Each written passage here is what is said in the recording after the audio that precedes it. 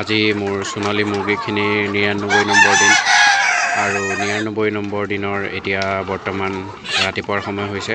ৰাতিপুৱা দানা দি দিছিলোঁ, কিন্তু দানা এতিয়া অলপোৱেই নাই, সম্পূৰ্ণ বাচন খালী। যিহেতু দানা অলপমান কমাই দিছোঁ, সেইটো কাৰণে অতি সোনকালে দানাখিনি শেষ কৰিছে।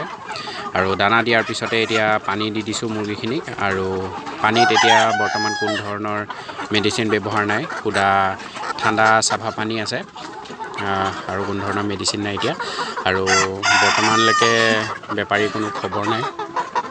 বেপাৰী বৰ্তমান বজাৰত মুৰ্গী বিক্ৰী নোহোৱা হৈ গৈছে বুলি জনাইছে বেপাৰীয়ে, কিন্তু কিমান সঁচা কিমান মিছা নাজানো।